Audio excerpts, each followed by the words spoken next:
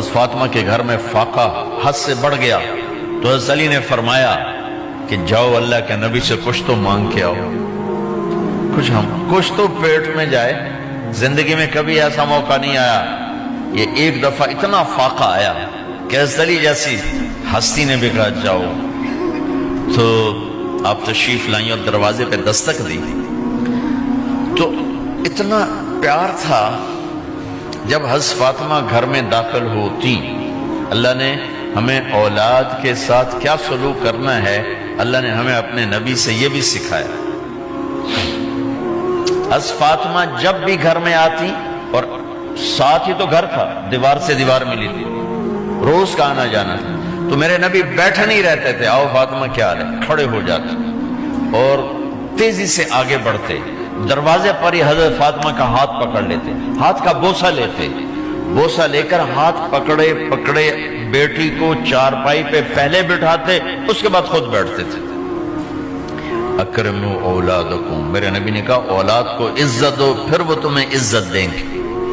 ہمارے ماحول میں اکثر ماں باپ نے اولاد پہ ڈنڈا ہی اٹھایا ہوتا ہے، پھر ان میں بغاوت پیدا ہو جاتی، پھر کہتے ہیں اولاد نافرمان۔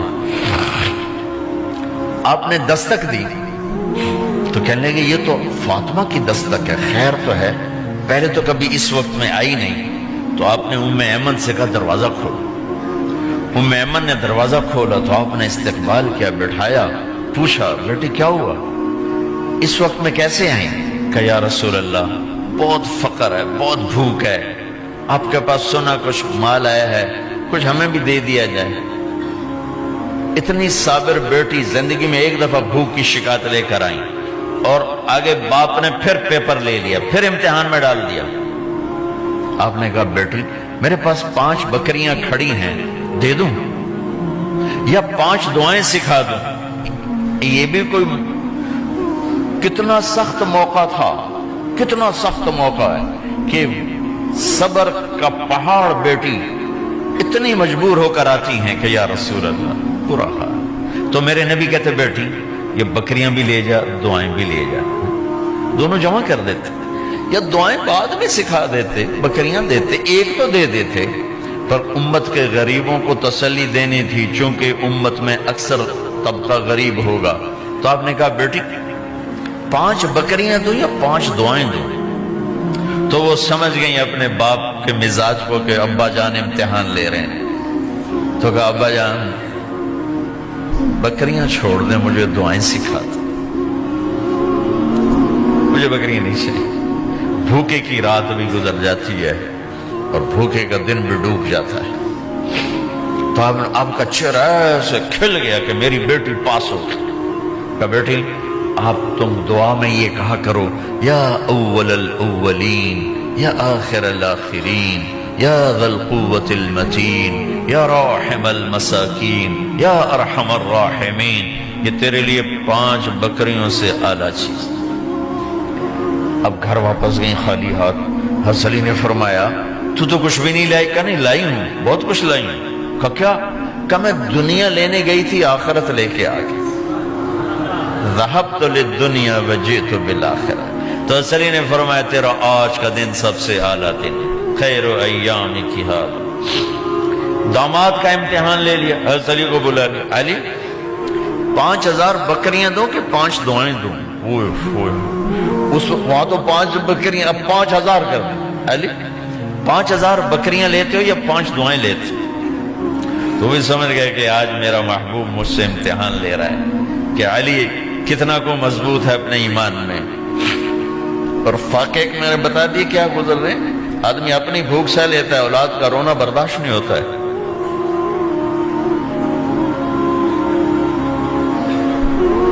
علی 5 دعائیں دوں کہ 5000 بکریاں؟ حضرت علی نے عرض کی یا رسول اللہ دعائیں سکھا دیں، بکریاں نہیں چاہیے۔ میرا نبی کا چہرہ کھل گیا کہ میرا داماد بھی پاس ہو گیا۔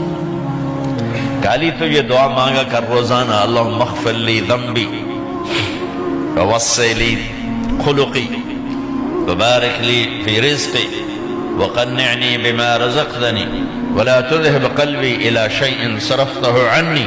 یہ 5 دعائیں تو مانگا کر، 5000 بکریوں سے زیادہ ہے۔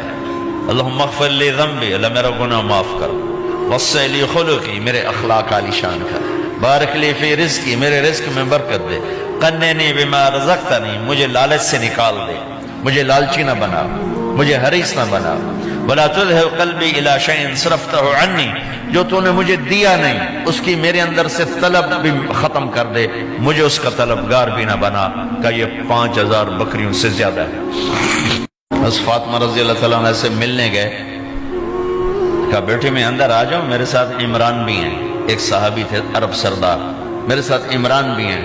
کہا ابا جان میرے گھر میں اتنی چادر نہیں کہ اپنے آپ کو چھپا سکوں، پردہ کرنے کے لیے میرے پاس چادر کوئی نہیں، تو آپ نے اپنی چادر اندر دے دی، کہا اس سے پردہ کرنا، تو لپیٹ لی۔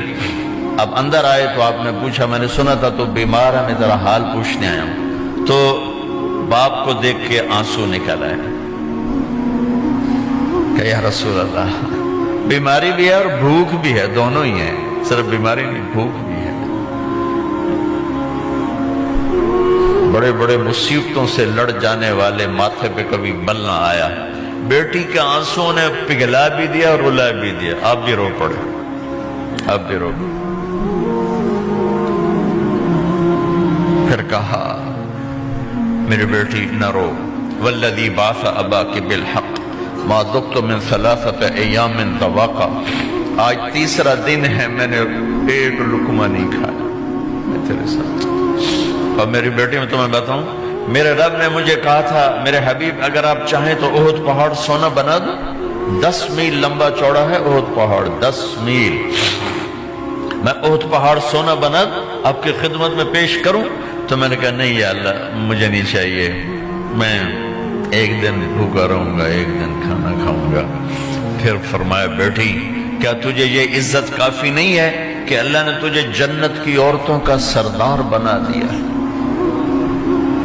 یہ سرداری سونے چاندی میں تل کے نہیں ملی ہی، میں قربان جاؤں۔ بھائیو اب سب ماشاءاللہ نوجوان نظر آ رہے ہو، تھوڑا وقت نکال کے اگر آپ پڑھے ہوئے ہو اپنے نبی کی زندگی پڑھا کرو، اپنے نبی کی زندگی پڑھا کرو، بڑا ایمان بھی بنے گا، حوصلہ بھی ملے۔ اب حسن حسین کو کہتے تھے میری آنکھوں کی ٹھنڈک، میرے جگر کے ٹکڑے، میرے سینے کی ٹھنڈک، میرے لاڈلے، جنت کے چاند، جنت کے سردار، میرے 2 پھول، یہ سارے الفاظ حسن حسین کے لیے ہیں، اور ان کے بھوک کی وجہ سے رونے کی آواز سنتے تھے اور تڑپتے تھے، لیکن روٹی نہیں مانگی ان کے لیے، روٹی نہیں مانگی، کہ اپنی امت کے غریبوں کو تسلی دینی تھی کہ اگر میں فقیر بن کے جا رہا ہوں تو تمہارے اوپر بھی امتحان ہے، چند دن برداشت کرو۔ آپ نے فرمایا سب سے پہلے میں جنت میں داخل ہوں گا، سارے نبیوں پر جنت حرام ہے جب تک میں نہ چلا جاؤں، اور ساری امتوں پر جنت حرام ہے جب تک میری امت نہ چلی جائے، سب سے پہلے میں جنت میں داخل ہوں گا، وما یا فقراء المؤمنین، اور میرے ساتھ میری امت کے غریب لوگوں، میرے ساتھ میری امت کے غریب لوگ میرے ساتھ پہلے داخل ہوں گے۔